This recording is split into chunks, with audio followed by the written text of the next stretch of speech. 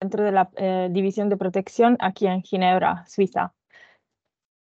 Gracias.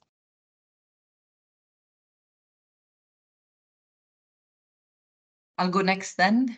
My Spanish is really bad, so I will speak in English, but feel free to speak in Spanish. I do understand it. Speak slowly because I'm Italian and not Spanish. And I work with DTM Global Support Team in headquarters, but I also work with the Protection Global Team, specifically on protection in emergencies, data for protection in emergencies. And I'm very glad to be here today. Thanks, Ignacio, for organizing this. Over to Claribel. Muchísimas gracias. Bueno, colegas, buenos días. Ya creo que, como dijo Ignacio al principio, nos conocemos, hemos estado en varias sesiones. Mi nombre es Claribel Miranda, yo soy asistente del área de protección en la Oficina Regional para América del Sur de la OIM, ubicada en la ciudad de Buenos Aires, y es un placer estar en esta cuarta sesión de conmemoración del Mes del Orgullo. Excelente, entonces. Sí, olvidé mencionar al inicio que como hay una diversidad de facilitadores, la sesión va a ser mitad en inglés, mitad en español. Así que bueno, vamos. Perfecto, bueno, para dar cuenta de los objetivos, la idea es que ustedes al final de la sesión sean capaces de reconocer qué información necesitamos para una respuesta inclusiva de la comunidad LGTBIQ+, identificar métodos y fuentes adecuados para obtener la información necesaria y explicar por qué no identificamos el número de personas de la comunidad LGBTIQ+. Es decir, dentro de qué parámetros podemos movernos y conocer también estas denominadas red lines a la hora de la producción y recolección de información. El resumen de la sesión, esta es la estructura, qué es la comunidad, vamos a ir también por las nociones generales para luego avanzar a las cuestiones más metodológicas. ¿Por qué necesitamos datos sobre personas de la comunidad? La OIM es una organización responsable en el uso de los datos. ¿Qué datos necesitamos? ¿Cómo los recopilamos? ¿Y por qué no recopilamos el número de personas de la comunidad? Y por último, las conclusiones. Para quienes tengan preguntas o comentarios, los pueden dejar en el chat y luego vamos a tener al final de la sesión un momento de intercambio. Así que esto le paso la palabra a Linda, si no me equivoco. Muchísimas gracias, Ignacio. Y antes de nada, querría precisar que como somos multilingües por aquí y también tenemos instrumentos y herramientas que se encuentran traducidos en español o originalmente en español, pero también vamos a utilizar herramientas en inglés. Cabe comentar algo a propósito de esta terminología. Hoy vamos a utilizar mucho más comunidad LGBTIQ+, perdón, pero sí que vais a ver algunas veces esta terminología SOGIESC y solo quería explicar qué significa.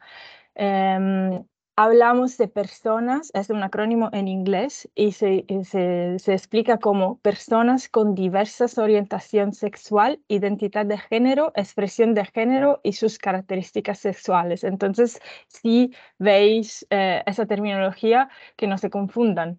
Hay muchísimas guías institucionales, incluso el glosario de la OIM, y luego vamos a compartir el enlace para que pues, vosotros podáis acceder y consultar también, pero es importante, antes de nada, de entender cuáles son las distintas definiciones. Entonces, para tenerlo claro, la persona de la comunidad SOGIESC, que es un término genérico, incluye todas las personas cuyas orientaciones sexuales, identidad de género, expresión de género y características sexuales la sitúan fuera de las categorías culturalmente dominantes y mayoritarias.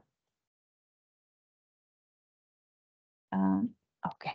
Y vamos a ver qué se entiende con estas definiciones que dicen mucho, pero sí que hay distinciones. Por ejemplo, cuando hablamos de orientación sexual, vamos a entender que se trata de capacidad perdurable de cada persona para tener profundos sentimientos románticos, emocionales y físicos hacia otras personas y atracción hacia ella.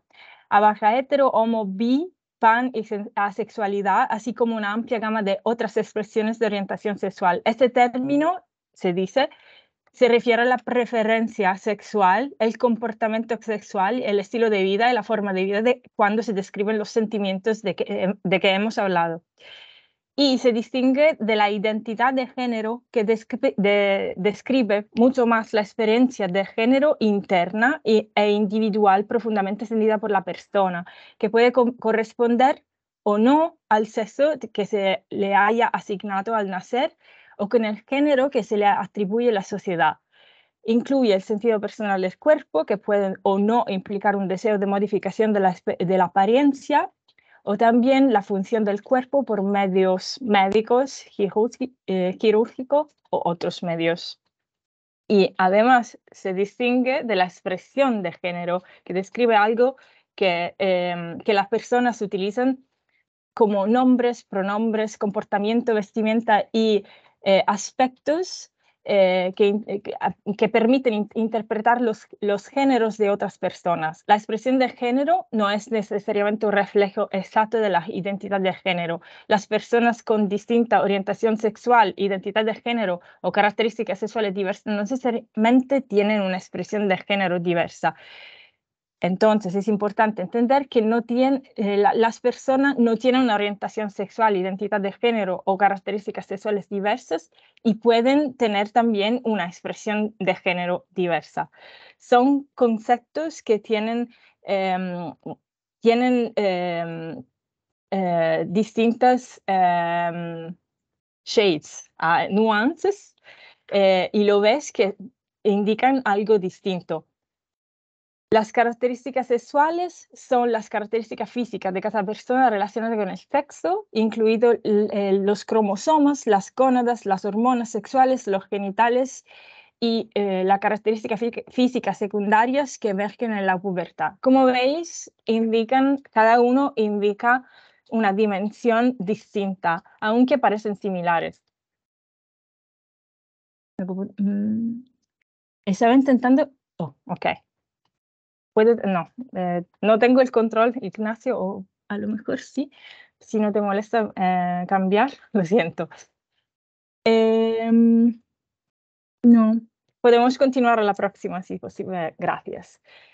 Entonces, ahora tenemos que hacer una reflexión sobre lo que son los datos. Los datos de las personas de la comunidad LGBTQI+, no son la misma cosa que decir números. Necesitamos más enfocarnos cuando hacemos recopilación de datos, necesitamos enfocarnos en datos cualitativos que luego nos permiten de desarrollar los programas ajustados. Por ejemplo, es importante fijarse en necesidades específicas, barreras en el acceso a los bienes y los servicios básicos que son disponibles dependiendo del contexto y también que afecta a la participación. Luego tenemos que enfocarnos en informaciones que nos digan más sobre el impacto de la crisis de la persona de la comunidad LGBTIQ+,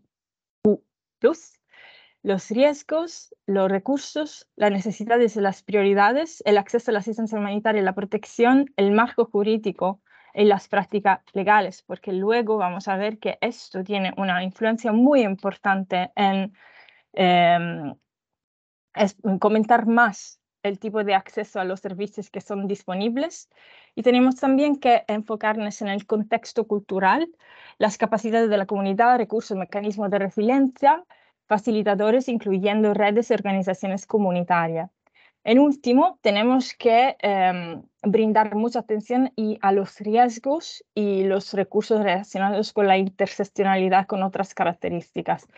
Este listado nos permite identificar cuáles son las informaciones que necesitamos cuando nos dedicamos a recopilación de datos. Podemos continuar.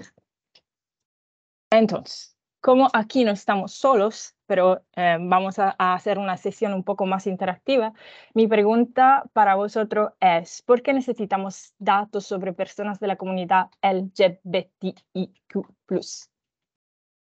¿Tenéis algo en mente?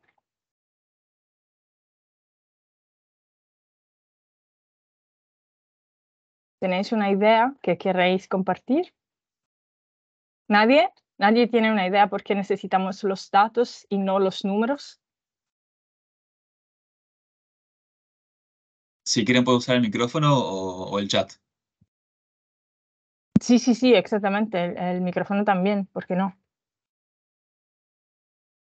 Un ejemplo, por ejemplo. Ahí Carla. Adelante, Carla. Hola, colegas, buen día. Acá Carla desde Argentina. Entiendo que la información cualitativa sobre las personas de la comunidad LGBTIQ+ es importante justamente para saber específicamente cómo hay que adaptar, digamos, las acciones si es que requieren alguna adaptación, las acciones, digamos, que destinamos a esta población. Por eso es importante saber el cómo, saber, digamos, tener información sobre todo cualitativa.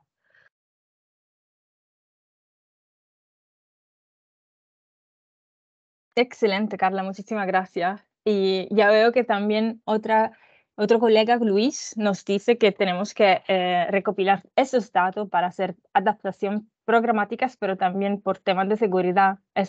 Ambos son correctos. Y sí, porque tenemos que considerar los riesgos también. ¿Otras opiniones distintas? ¿Estamos todos de acuerdo? Ok, creo que ya tenemos una idea más clara. ¿Podemos continuar, si es posible?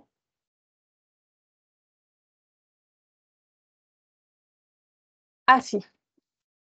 No, podemos ir, sí.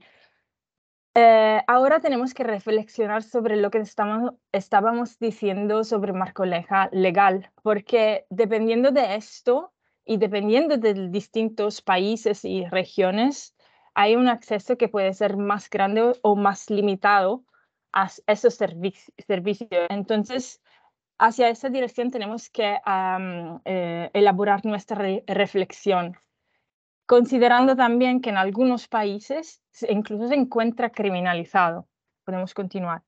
Para darnos una idea sobre otros contextos, este mapa nos muestra que la homosexualidad es ilegal en 62 países. Y como veamos, por aquí hay una concentración de países aquí en África, podemos decir en Medio Oriente, donde no está legalizado. E incluso es peligroso porque expone a las personas que tienen diversas SOGIETs a riesgos aún más grandes, más allá de las vulnerabilidades que ya pueden tener. Podemos continuar. La próxima, no. Yo no consigo cambiar slide. Entonces, ¿podemos continuar? Sí, hay un pequeño país, exactamente, en América Latina, aquí. Y los cambios recientes ilustran una imagen conflictiva que a partir de este año se ha cambiado para criminalizar la homosexualidad. Es importante también considerar que está punida con la pena de muerte en 9 países. Entonces, este es un dato muy interesante. Guyana, sí, me parece que es Guyana. Sí, no se ve muy bien, pero sí. ¿Y cómo influencia la opinión pública este entendimiento sobre la homosexualidad? ¿Qué pasa? ¿Qué está pasando en el mundo? Podemos continuar con la próxima. Como veamos, hay más abertura en Europa, como se le muestra en el gráfico, y según el cuestionario que hemos elaborado, hemos podido confirmar que es más fácil, que es aceptable de tener relación entre personas del mismo sexo en Europa, y sobre todo en Europa occidental, y se cambia a un poco menos más allá que vamos hacia el oriente. Entonces, en Rusia también Italia también, exacto. En Rusia también podemos ver que cuando se le pregunta si consienten que los gays y las lesbianas en Rusia tendría que tener acceso a los mismos derechos como los otros ciudadanos, la mayoría respondió que no están de acuerdo, que es un dato muy preocupante.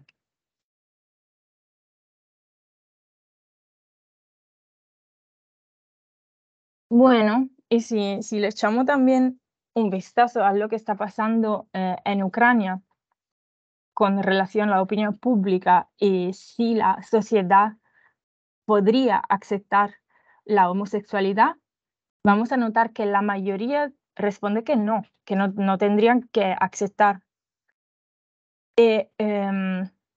Sobre la base de esta encuesta que hicimos, la percepción de las personas gays no está como aceptada por la mayoría. Afortunadamente, tenemos un buen ejemplo de Polonia, que nos dice que la comunidad ha sido aceptada. En la comunidad de Ucrania, las personas gays y lesbianas han sido aceptadas más en Polonia y están encontrando refugio con la asistencia de la oficina de Polonia. Lamentablemente es en inglés, pero claramente lo podemos discutir más offline si necesitáis que tener más informaciones sobre esto. Y con esto vamos a concluir sobre la aceptación de homosexuales en cargos públicos en Norteamérica, América del Sur. Sobre la base de la encuesta, los homosexuales pueden cubrir cargos públicos. Está mayoritariamente aprobado.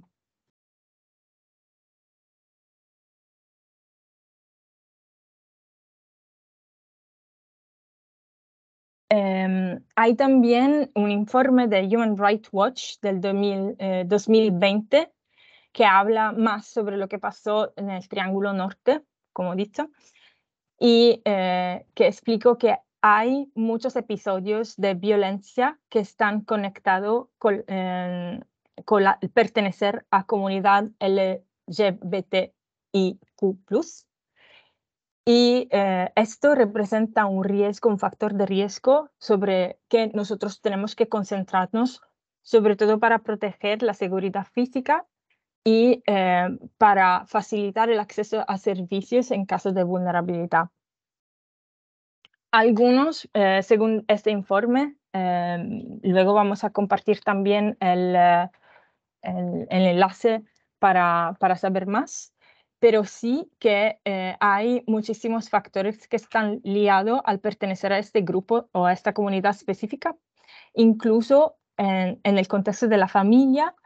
En el contexto, hay también conexiones con la marginalización económica y la situación de pobreza, que expone generalmente a situaciones de alto riesgo de violencia. Ay, gracias. Thank you, Daunia.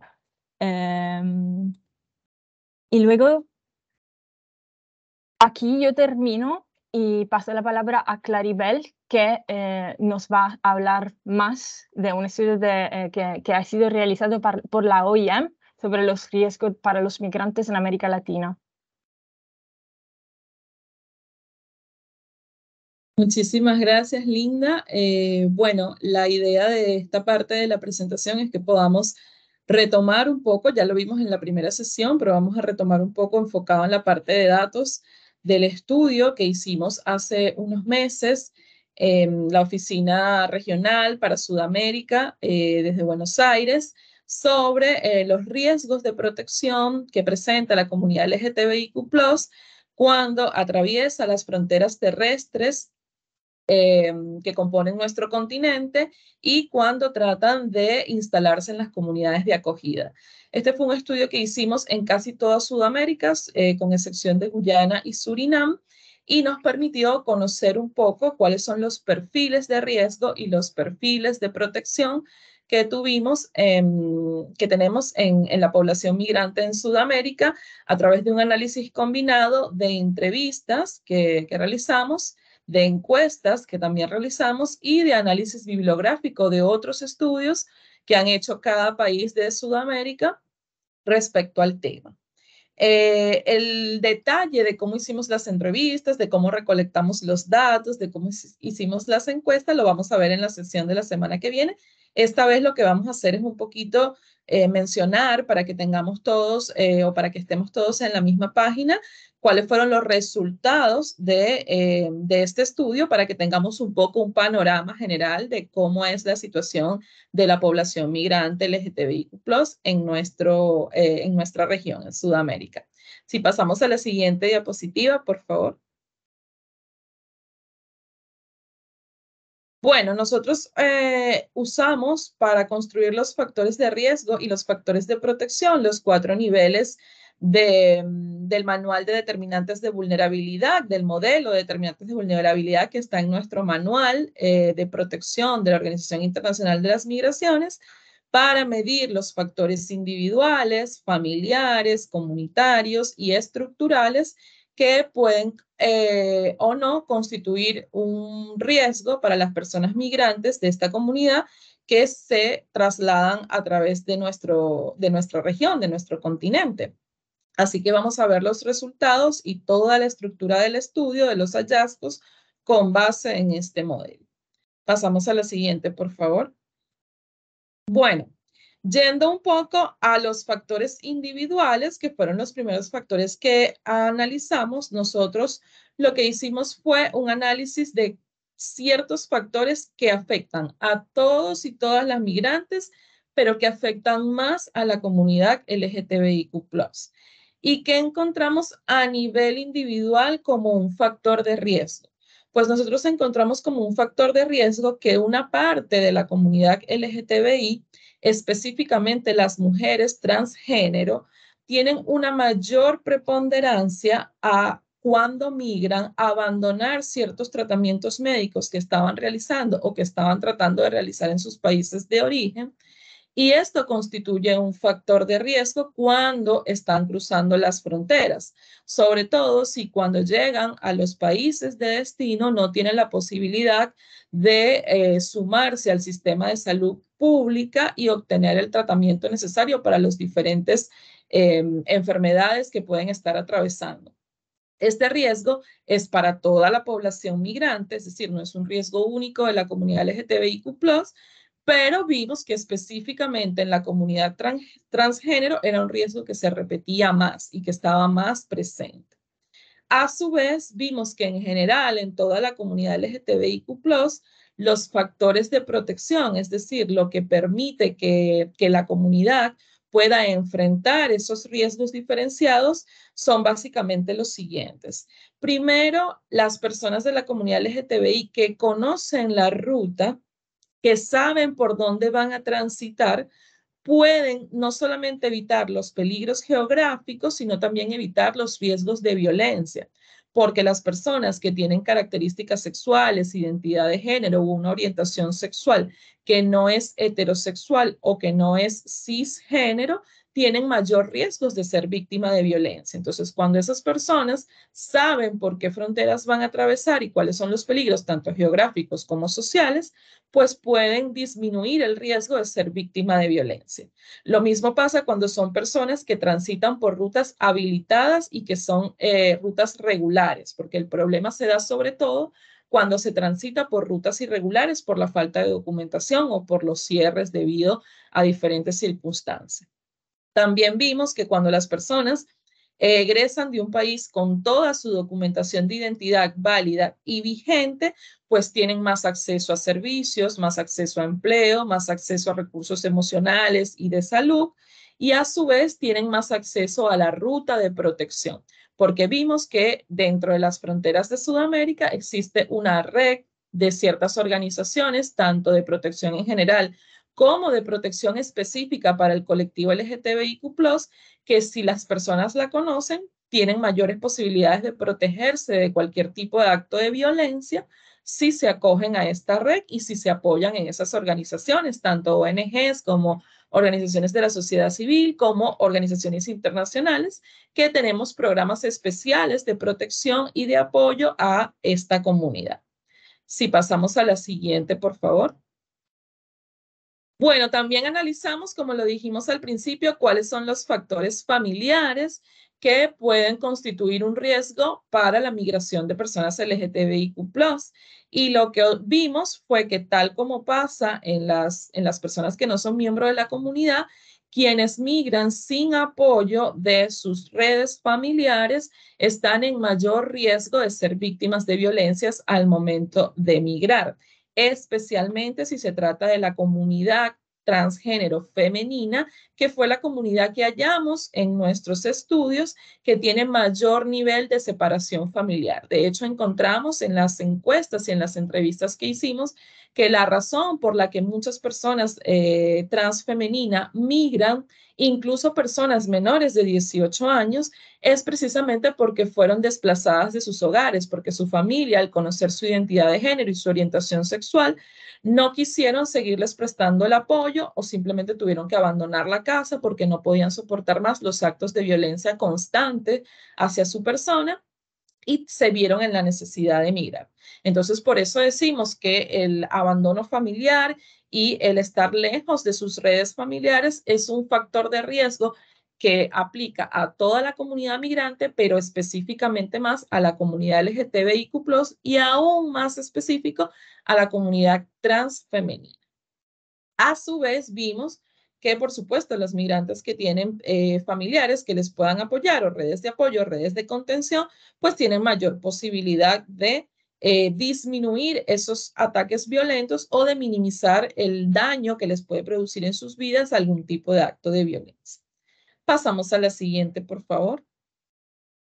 Bueno, un poco yendo a lo que son los factores comunitarios, cuando ya las personas llegan al país de acogida, vimos que hay algunas comunidades dentro de Sudamérica, no todas, pero hay algunas comunidades, algunos países, algunas ciudades, en donde hay un mayor número de personas que tienen prejuicios muy arraigados en contra de la comunidad. Y esos prejuicios tan arraigados dificultan que las personas puedan insertarse laboralmente.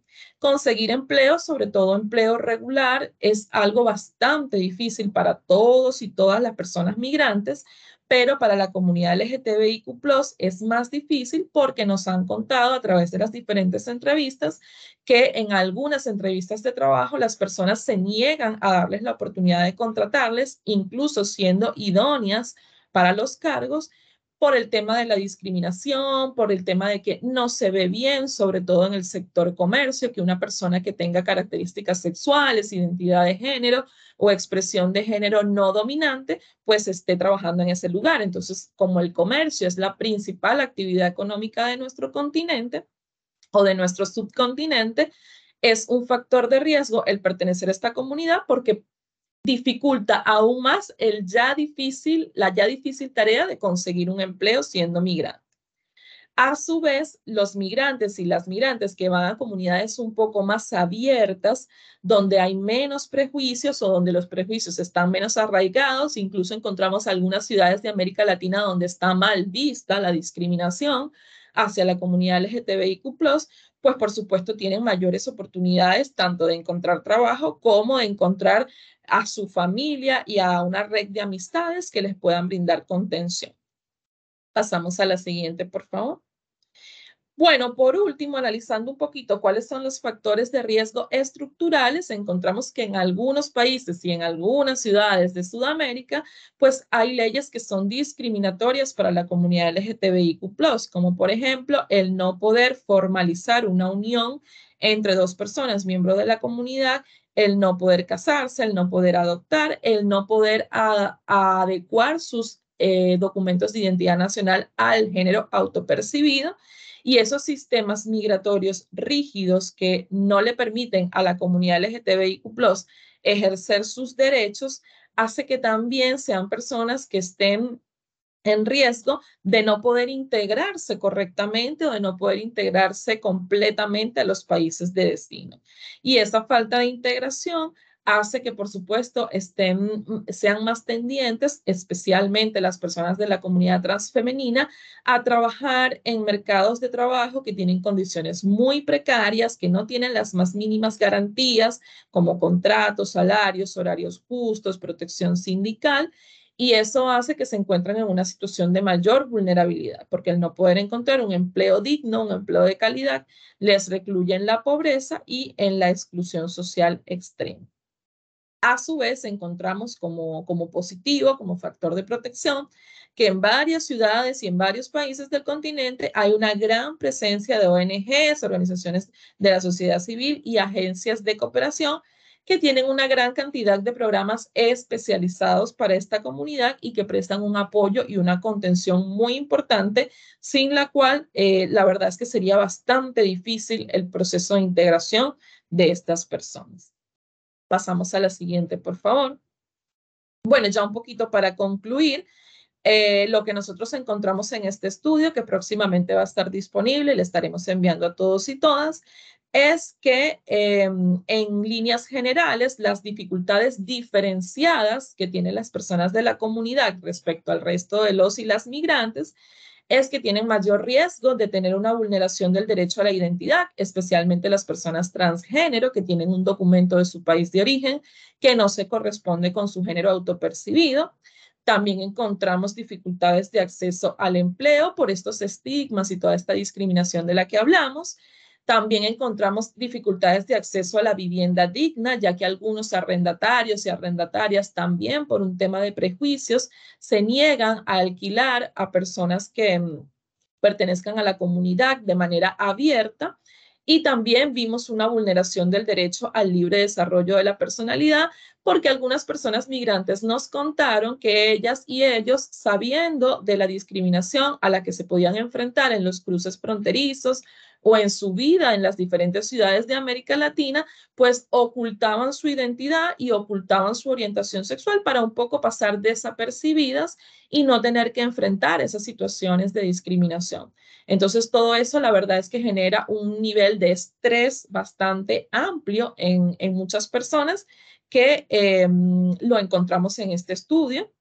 Y en base o con base en esas conclusiones, llegamos a unas recomendaciones muy breves. Vamos a pasar a la siguiente, por favor, que son las siguientes. Primero que nada, es necesario que nosotros como OIM y toda la comunidad internacional pueda socializar estos hallazgos. ¿Por qué? Porque no da lo mismo migrar siendo de la comunidad LGTBIQ+, que no siéndolo. Ya lo demostramos, que hay unas dificultades diferenciadas y que hay que trabajar en programas específicos con esa comunidad porque hay una mayor vulnerabilidad o hay mayores situaciones de vulnerabilidad en contextos específicos.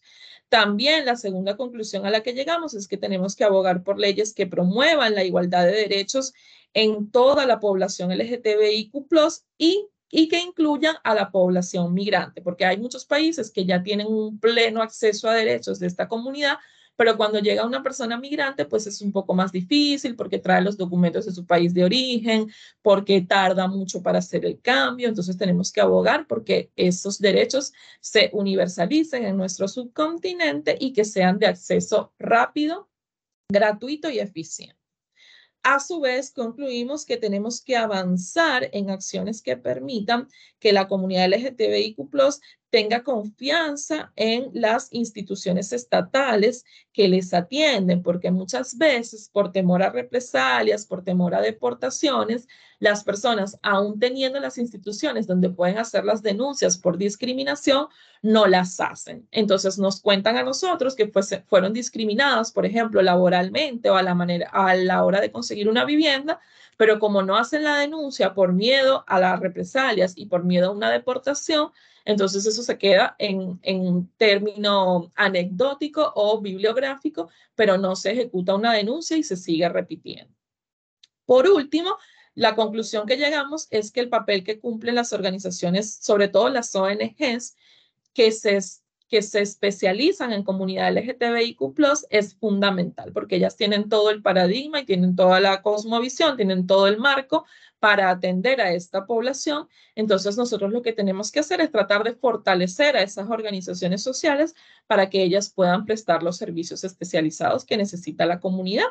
Pasamos a la siguiente. Y aquí ya le vamos a dar la palabra a nuestra colega, creo que es Daunia, ¿correcto? Sí, gracias. Sí, ahora empezamos con la parte en inglés. Thank you, Claribel. So, Linda started her slides asking you a question. Why do we need the data? Why do we need data on persons with diverse SOGIESC? Again, remember, SOGIESC is the acronym we use for LGBTQI+. And I think Linda and Claribel have given a lot of information already on why. They helped us answer that question together with your comments. Because the reason why we do need the data is because we need to create a response that is appropriate and looks at the needs of everybody. Because our communities, migrants, displaced, they are not made by people who look exactly like each other. So each group, each individual will have specific characteristics.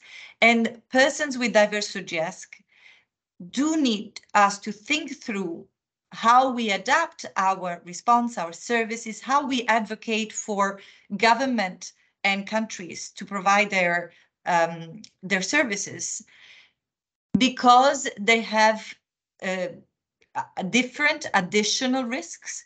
They face different obstacles or additional obstacles, as Claribel was saying.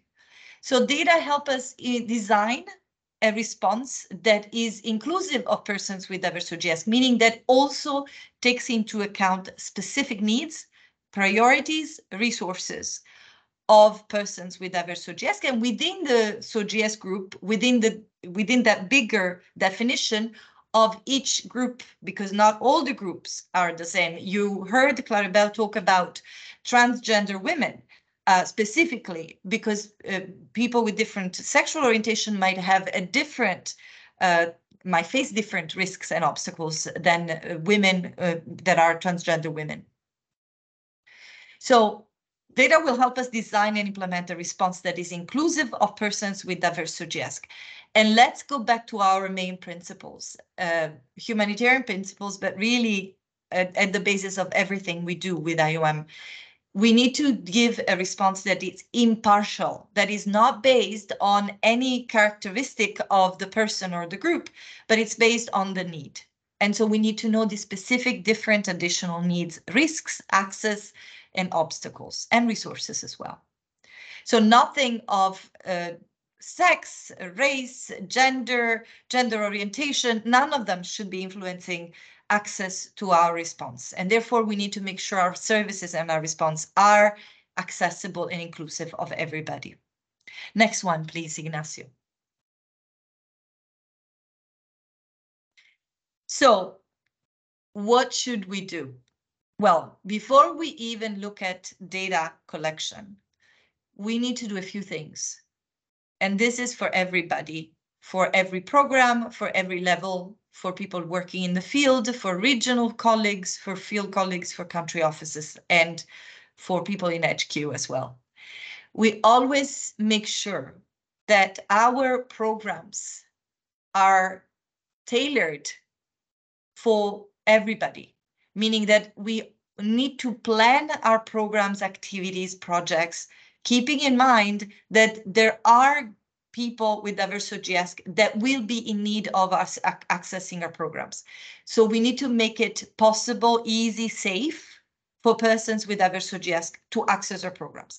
We don't need to count or know what exactly is the situation at the moment to start thinking that when a transgender woman comes to a transit center that we are managing, we will have to make sure that she is hosted in the most safe and appropriate shelter or a room or part of the center. And we need to make that plan before. We need to have a plan. We need to think about it before. The second important thing we need to do is to train personnel, IOM personnel, whether they're consultant, daily workers, staff, everybody, but also partners, people we hire, but also people we work with, other organizations, civil society organizations, on how to support and how to work with persons with diverse OGS. And we do have some material on that. We have a very short introductory training online that you can access. But we also have an in-person training. And I know that some offices in Latin America have even developed some additional material. So we need to make sure that people that are working with IOM, regardless what they're doing, even guards, security people, admin people, anybody, need to know what to do when people with diverse OGS are in need of support or when they interact with persons with diverse OGS. Need to also know what are our obligations. When we work with IOM, again, regardless of the type of contract, we have signed up to certain code of conduct and we have instructions that say we need to treat people without discriminating and provide assistance based on need. And this is really important. In many cases, what we have seen is that people do the wrong thing. Our staff, our colleagues might do the wrong thing, not because they want to discriminate, but because they're not ready, they're not prepared. And that's why it's so important, the first point. We need to have everybody prepared. We need to have a plan and we need to have a training to tell people what they need to do when the situation comes that a person with diverse OGS needs support. And of course, we need to have standard operating procedures in our programs that also take into account those situations, because it does happen and it happens all the time. And so we cannot pretend that it doesn't happen. Not sure why we would do that, right? So we need to think about it before. The other thing we would like to remind you, we have trainings on how to safely manage an incident disclosure. In this case, a disclosure of different gender identity, different sexual orientation, something that has an impact on the access to services or the safety of the person. A lot of our colleagues wouldn't know what to do with it. So we need to make sure that people know what to do and how to refer or just share information for available services. And then last, and more related to data, is we need to remember one thing. Ignacio some time ago said, we often do things out of habit. And that's true. We all do that. And that's a normal thing. But we need to think about what we're doing. So data collection cannot be done out of habit. Data collection needs to start from a reason, a very specific reason why we collect those data. And if we have a specific reason, a purpose for that data, then we work on identifying which data we want and we need. But we need to do that, and we need to make sure that when we collect data, we have considered the type of harm, the risk we are exposing people to. We're exposing the person that comes to us or the person that we interview, but also who is interviewing, the organization, the family, and the community of the people that we are supposed to serve. So those are few but very important points that we need to start with. Ignacio, could you go to the next one, please? This is just a slide to remind you about our commitment. When we have signed up, whatever contract we have with IOM, we committed to working and upholding our principles and doing it without discrimination. We have those core values and guiding principles that are very clearly spelled out, and we have committed to be free from discrimination. And that is important for each one of us. Each one of us is going to do that, is going to implement that freedom from discrimination. Next one, Ignacio, thank you. I was talking about training, and we have this training that you can request. I've included in this slide the link, the email of Jennifer Rumbach, who is upcoming global focal point for LGBTQI+. I love the Spanish version, but it's hard to say. LGBTIQ+. So you can contact her, or your regional colleagues can contact her, and you can organize a training for your staff. So that's an additional resource you have. Ignacio, you can go to the next one. There is a video online. There is also a Spanish version of it that is done by the Shelter Cluster that helps you learn very briefly, very quickly about how to respond to a disclosure. This is specifically for GBV, but most of the procedures are the same regardless of the disclosure, including if a person is telling you very, very private details about their gender identity, sexual orientation.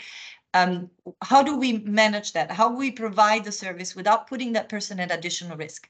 Because let's not forget what Linda highlighted. There is a lot of discrimination in the communities that we work with.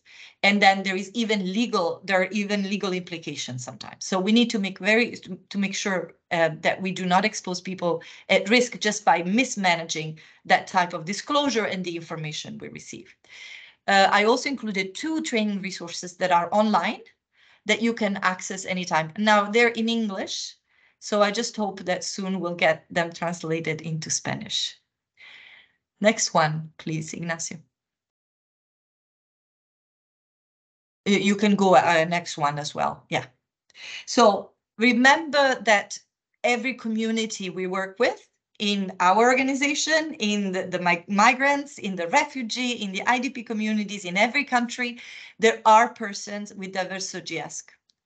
And we need to make sure we design our programs and implement our programs, train our personnel in a way that we make those programs accessible and safe for persons with diverse SOGIESC. And the number and how many has nothing to do with that, because it doesn't matter how many there are. We need to make those programs accessible to them, regardless of the number. Next one, Ignacio, please. Now, I'm going to hand over to Linda again, because what we're going to look at now is going to be how and what we mean by IOM is a data responsible organization. So it's a responsible organization when it comes to data collecting, storing, using, but also why it's so important at this point. Linda, over to you, and we can go back to Spanish. Sí, gracias, Daunia. Y bueno, Daunia habló sobre OIM, nuestra organización que... ¿no se escucha? Sí. ¿Está bien? Sí, te oigo. Sí. Te oigo. Ok, gracias. Estaba diciendo que Daunia habló sobre nuestra organización, la OIM, que tiene responsabilidades y se mantiene imparcial y que hace trato sin discriminación. Tenemos códigos de conducta y ya lo vimos, cuáles son todas las herramientas, pero también recordamos que es una organización responsable con la recolección de datos y vamos a ver con qué tipo de situaciones nos enfrentamos en nuestro trabajo. Por ejemplo, vamos a ver qué pasa en Italia. Ignacio, ¿podemos continuar con la próxima, por favor? Exactamente. Esto dice que Italia ha reportado casos de violencia ¿cómo se dice? En contra de las personas porque tienen diversas SOGIESC cada año. como veis, hay muchísimos casos a partir de 2020 y también que han crecido los casos de violencia física a partir de 2022. Específicamente, incluso hubo 2 homicidios, crímenes. Luego podemos continuar para ver qué pasa en otras experiencias. Ah, no. Aquí tengo una pregunta para vosotros. Sí, podemos continuar. Entonces, cuando hablamos de recolección de datos, gestión y análisis de los datos para personas con diversas SOGIESC, ¿qué tipo de riesgos veamos dependiendo del contexto? ¿Qué riesgos veis en su contexto? Como antes, lo podemos hacer con el chat o incluso podéis también tomar la palabra y hablar.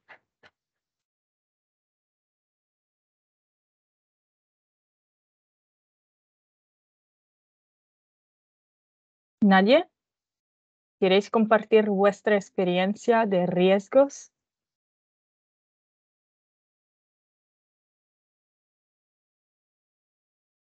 Linda, tengo una consulta.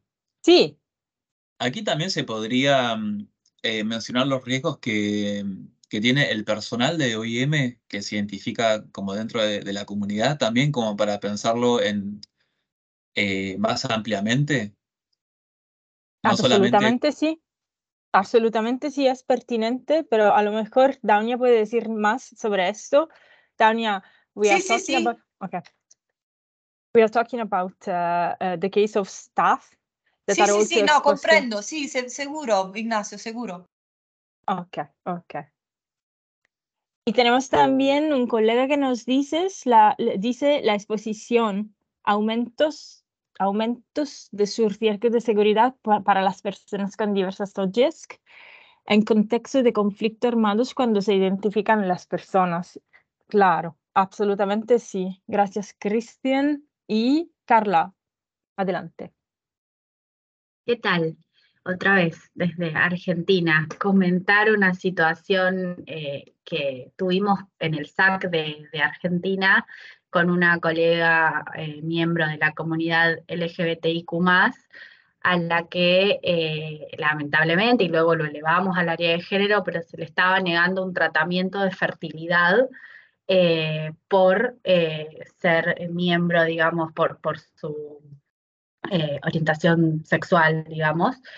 Y bueno, y fue toda una discusión bastante intensa que hubo con el área de salud, porque bueno, no se había contemplado la posibilidad de que una persona con su orientación sexual tuviera acceso a, por ejemplo, tratamientos de fertilidad asistida, y bueno, digamos, es un caso que pone específicamente en riesgo a una persona de esta comunidad.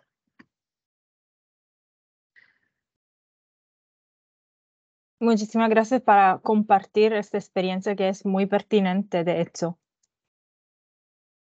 Vemos a Carmen que nos dice que en la identificación, dado que no se permite cambios de identidad en el registro civil, tampoco en la célula de identidad. Sí, esto también es un ejemplo muy relevante y que ocurre muchísimo en muchísimos contextos.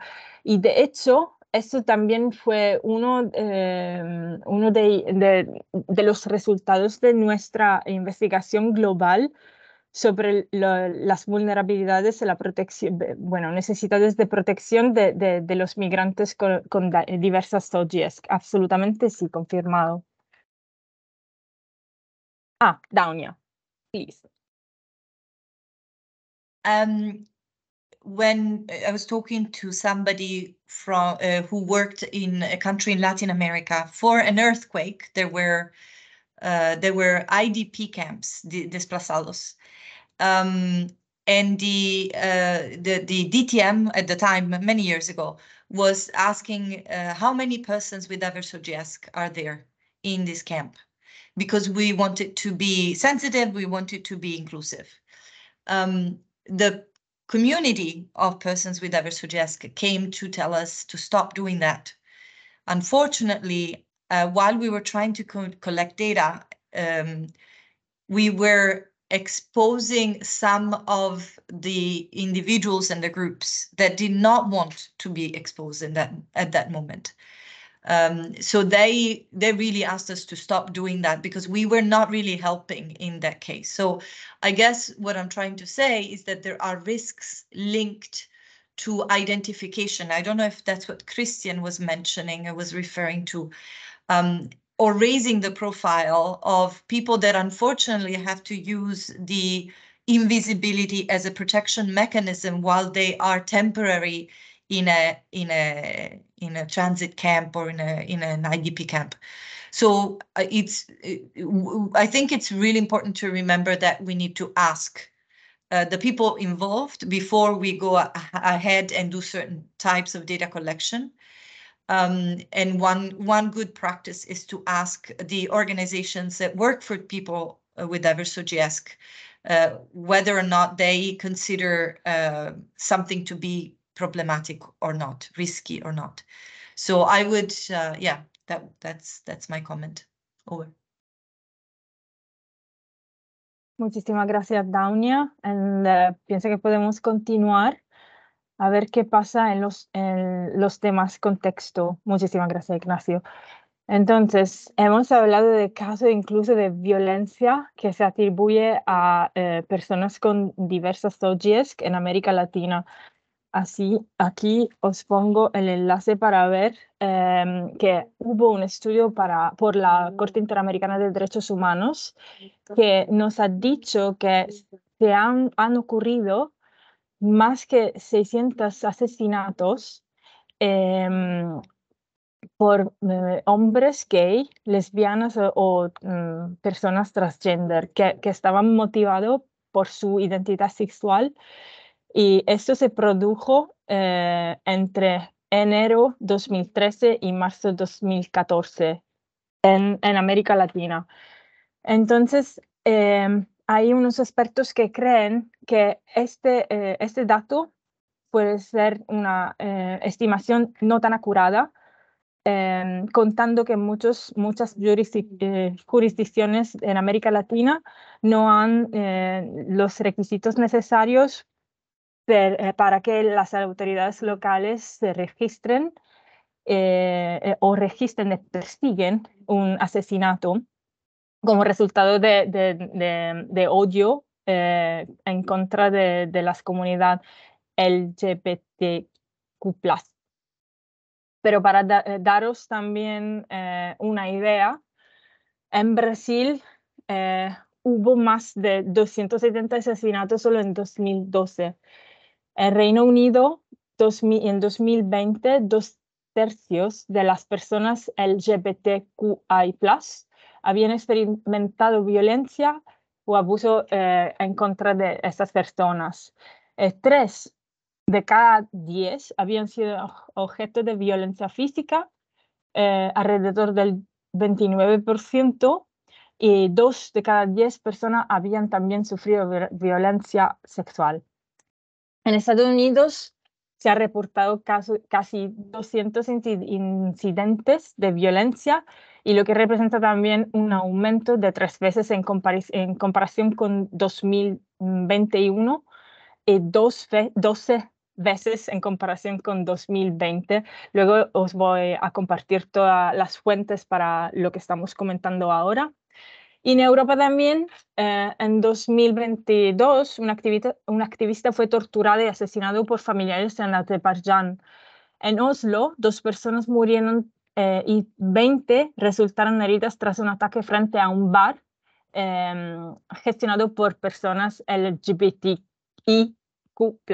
Mi misión es, dentro del fin de esta sesión, que lo voy a pronunciar correcto, en Bratislava, 2 personas fueron asesinadas y una herida frente a un bar que estaba gestionado por la misma comunidad.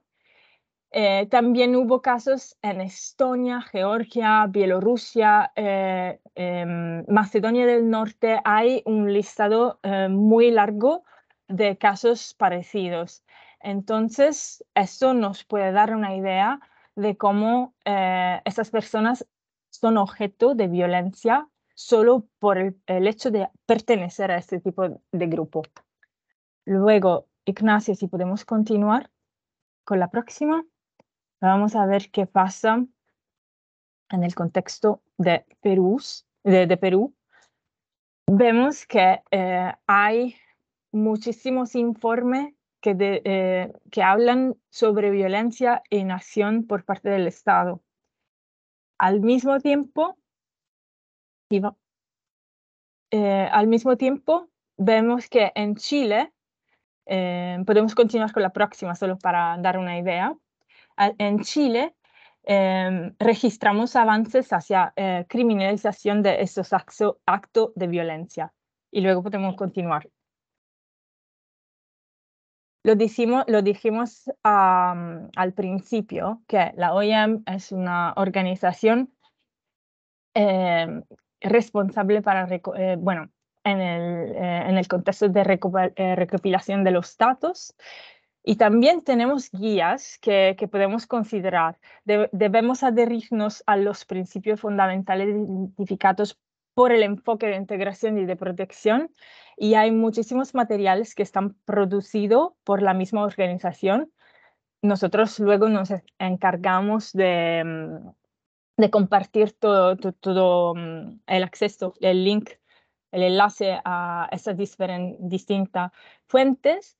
Y esto incluye también la guía operativa del IESC, que lo veis mencionado por aquí, que trata de responsabilidad de los datos en la acción humanitaria, pero también los principios de protección de datos personales, de la privacidad, que fue completado en 2018 por el Grupo de Política de Privacidad de Naciones Unidas.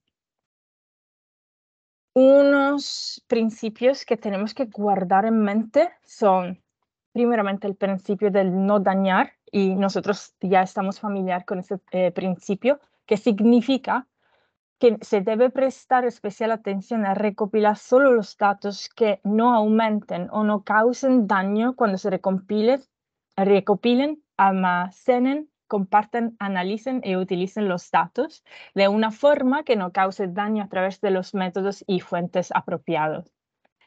Ignacio, por favor, ¿podemos continuar con la próxima? Sí, lo tenéis por aquí. Pronto lo tendréis en español también. Y además del principio de no dañar, también hay que brindar mucha importancia a los propósitos definidos, el principio de necesidad y también la proporcionalidad, que significa que cada dato que recopilamos en nuestro trabajo tiene que tener un propósito claramente definido con antelación y tiene también que contribuir a mejorar los resultados humanitarios, en línea con el concepto de minimización de los datos y la gestión de los datos en la respuesta humanitaria, que tiene que ser relevante, limitada y proporcional. Entonces, la guía existe y tenemos que ajustarnos con legalidad y legitimidad de los propósitos que queremos conseguir. ¿Cómo vamos a hacer estas cosas? Vamos a ver cómo es el proceso etapa por etapa. En la próxima diapositiva, Ignacio, por favor. Así, recordatorio. Principio de no dañar y otra cosa, que significa dos cosas en negativo, que no tenemos que hacer algo de daño voluntariamente y al mismo tiempo comporta una obligación positiva de hacer algo de malo intentando de hacer algo bueno. ¿Podemos continuar? Vamos a ver el proceso. Primeramente, tenemos que pensar en las consecuencias antes de empezar la recopilación de los datos y dónde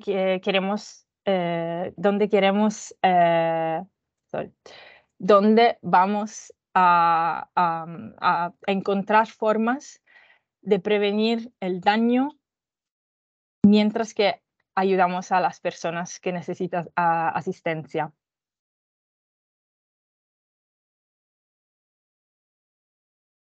El proceso se describe en muchas etapas.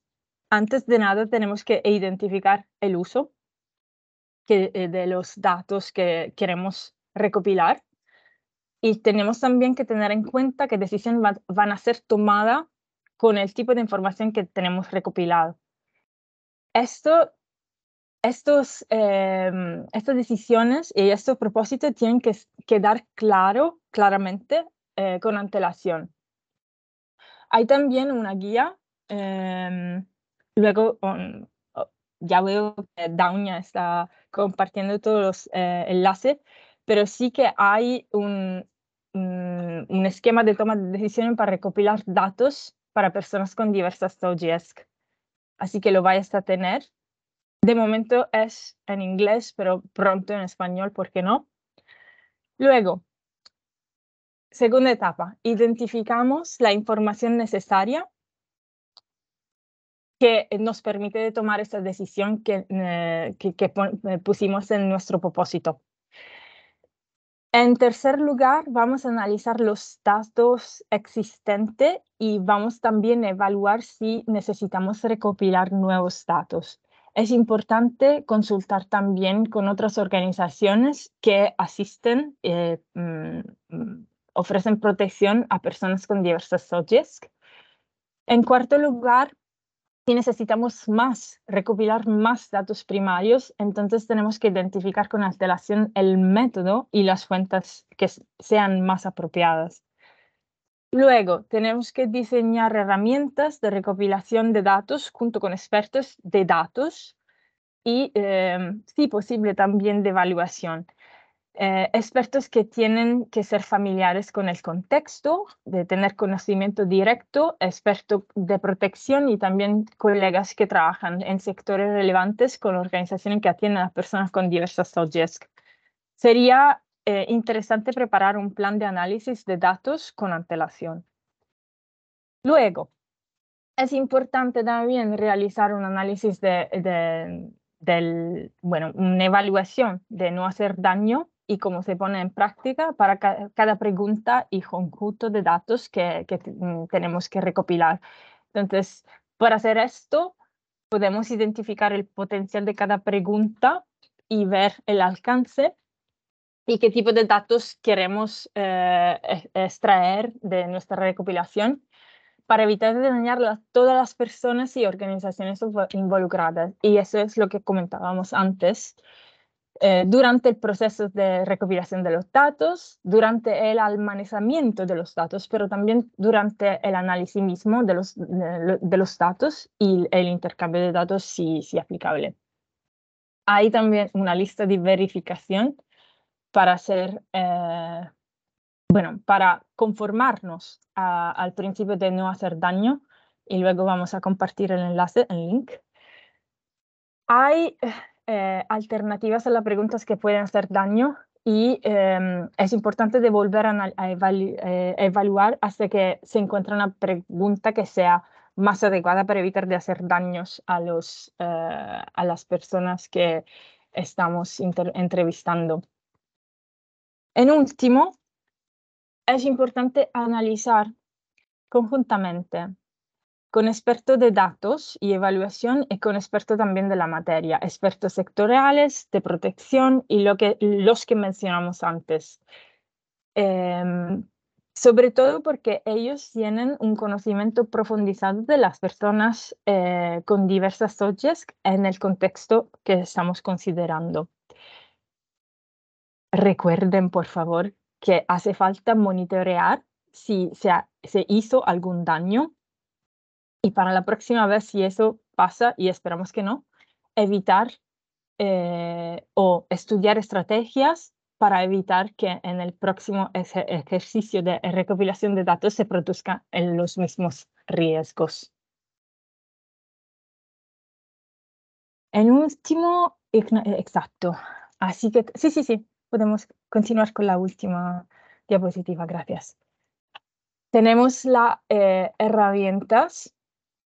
Nos dice un poco los escenarios y los actores que están involucrados, como veis.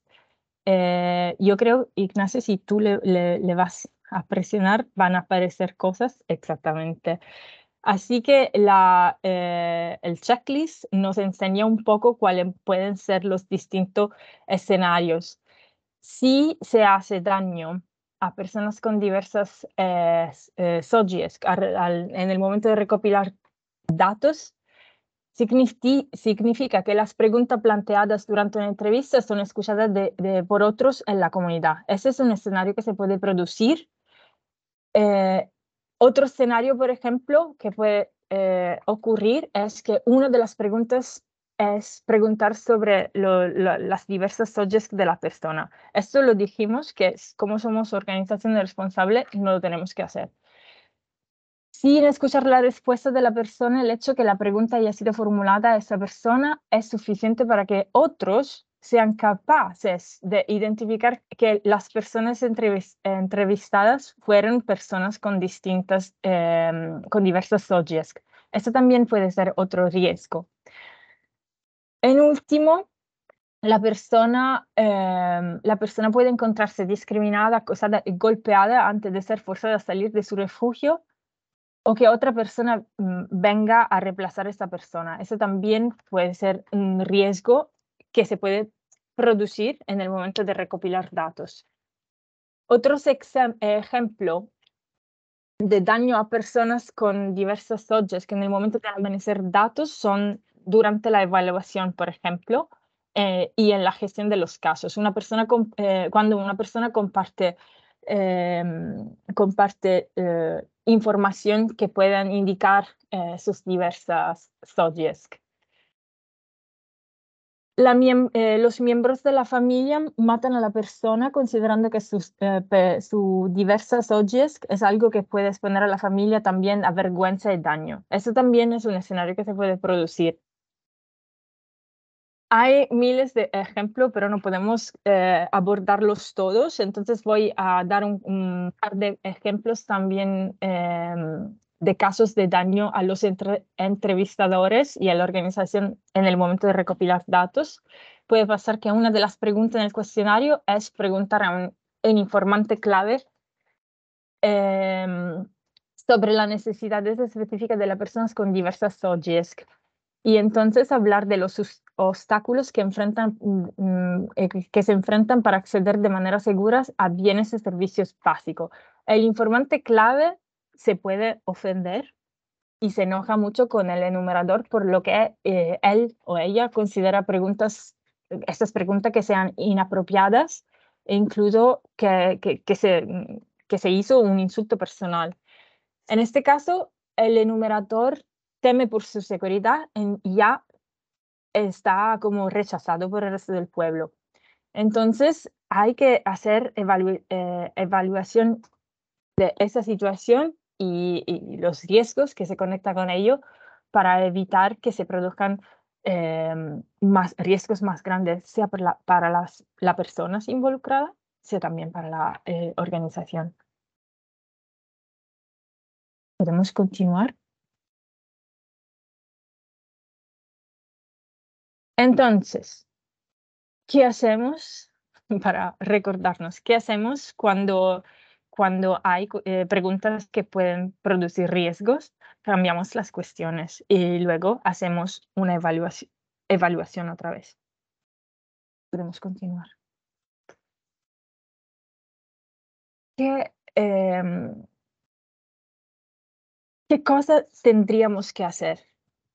Primeramente, es correcto y apropiado asumir que en cualquier comunidad hay personas con diversas SOGIESC, pero nunca se tendría que recopilar datos de prevalencia sobre la comunidad donde trabajamos. En segundo lugar, es importante planificar la respuesta y entregar bienes y servicios de una manera que sea segura, inclusiva para todos, comprensiva o integral para las personas de todos los géneros, y que tenga en cuenta los riesgos y necesidades de las personas con diversas SOGIESC. Es importante, últimamente, en último lugar, abogar por la igualdad de acceso sin discriminación a los bienes y servicios existentes y destacar las necesidades, los riesgos y si hay también las barreras específicas para garantizar el acceso de las personas con diversas SOGESC a todos los servicios de protección que nosotros ofrecemos. Ignacio, creo sí que podremos. Es importante que tenemos que hacer. Recordamos que tenemos que hacer capacitación para el personal de la OIM sobre cómo es posible apoyar a las personas con diversas SOGESC. Luego tenemos que también capacitar el personal internacional y local sobre las obligaciones que tenemos bajo contrato con la OIM, que tienen que ser respetuosa y conforme con los derechos de las personas involucradas sin discriminación. Y tenemos que asegurarnos que todos los colegas que implementan en el campo los proyectos y las actividades tengan todo el conjunto de información y sean capacitados para responder operativamente a la necesidad de las personas con diversas SOGESC, incluso en situación de crisis, y incluso que sean informados sobre participación y divulgación, cuestiones de seguridad, si cabe caso, difusión de información y sesiones de información y orientación, y mecanismos de queja y feedback. Si es el caso, también de vías de derivación. Ignacio, con la última yo concluyo. En caso que no queda claro, otra vez, lo recordamos, que no preguntamos y no intentamos recopilar la prevalencia. No es importante tener el número o el porcentaje de personas con diversas SOGESC en las comunidades o entre los beneficiarios de los proyectos. ¿Por qué? Porque esto determinaría un riesgo a los beneficiarios y también al personal y la organización generalmente, y también resultaría en una gran subestimación y un obstáculo a nuestro esfuerzo de protección y de abogacía. Y con esto concluyo y paso la palabra a Daunia otra vez. Gracias. Gracias, Linda. And we will see next week, more in details why we do not ask people for their gender identity and sexual orientation, sex characteristics. There are a number of reasons, as Linda mentioned, and we will go through them in detail next week. So before we leave today, I wanted to ask you to start thinking so that next time we can have a more interactive session. What are the data we need? What is the information we need to collect or obtain? Next one, Ignacio, please. We have a process, we have an approach that we use in DTM, but also in the protection team, and we are using it more and more in other organizations as well. That starts with, go Ignacio, click once, from the decision that you need to make. And that's why we're going to focus next time on identifying the decisions you need to make. And then we go to what information we need and we don't have, because if we have that information, we don't need to go out and collect it. So those are called information gaps. And then we look at the methodology that we need to use this, to collect this information, because each method and source will be able to give us certain information, but not others. Only at that point, we go into data collection, designing the tools, designing the questionnaires, designing the questions. So before we start writing down the questions for the questionnaire, we have already gone through 3 different steps. We don't start with that. We do it after. We do data collection tools at that point and analysis plan. Thank you, Ignacio. Next one. So before the next time, or for the next time, I would like you to think about, and we will start from that next session on Wednesday, what data you need. what data do you think that we need in order to create, design, and implement a response that is inclusive of everybody, including persons with diverse OGS? And remember, when you think about that, to link always the data that you think we need with the decisions that you have to make, with the purpose. I need to design an advocacy, and I want to achieve this specific purpose.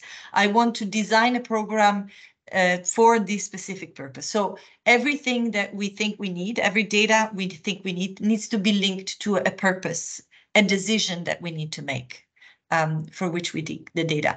It's not enough to say it's good to know, we would like to know. We need to demonstrate why we are collecting that data. Ignacio, can you click twice so that we don't give out the, next one. Yeah, thank you. And over to you to conclude, Ignacio.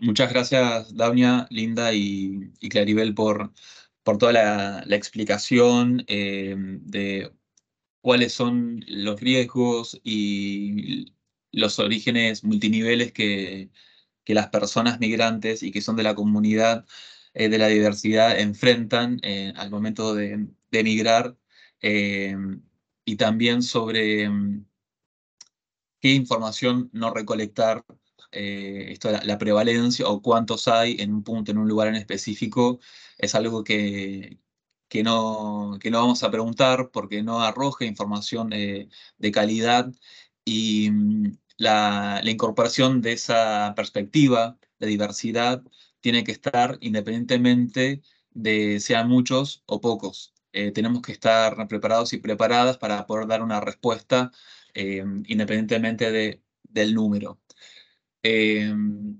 Bueno, ahora venimos bien de tiempo, así que estaría bueno tomar algunos minutos para continuar con el intercambio. Me parece que tanto en el chat como quienes hablaron mencionaron puntos muy interesantes.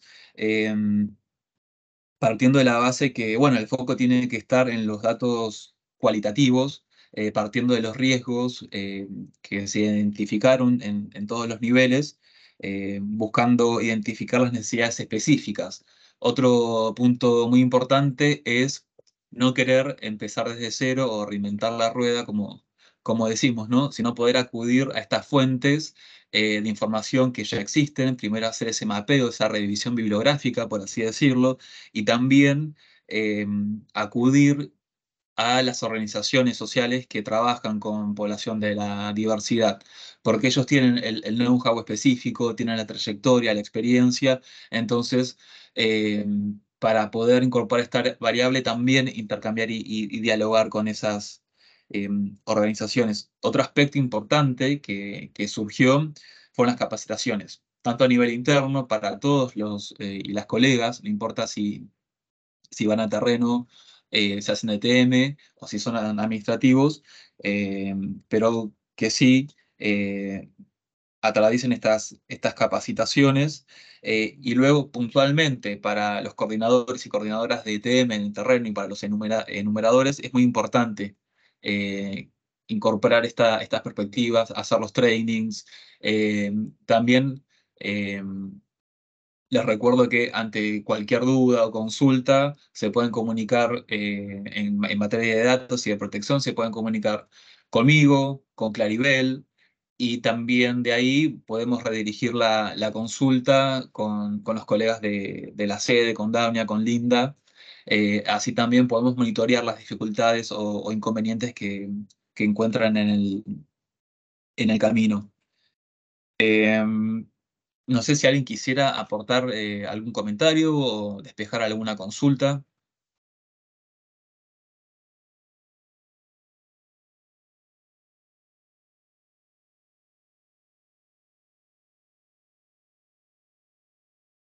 ¿No? O si las facilitadoras se quedaron con ganas de agregar algo.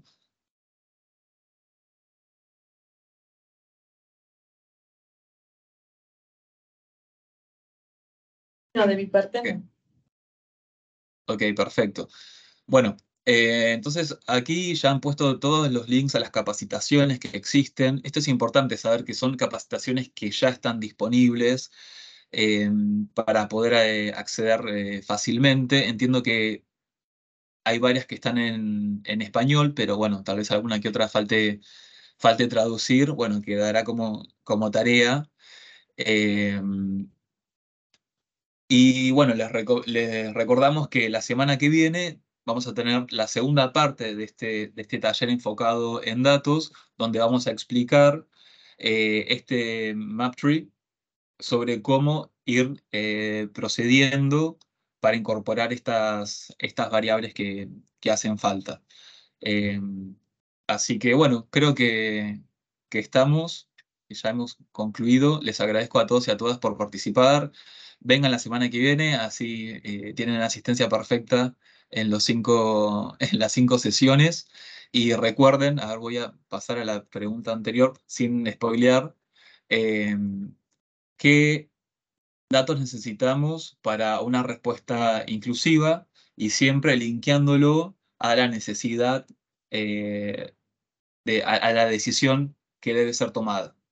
Así que bueno, tienen una semana para consultar y bueno, nos vemos la semana que viene. Muchas gracias. Gracias, colegas. Chao, chao.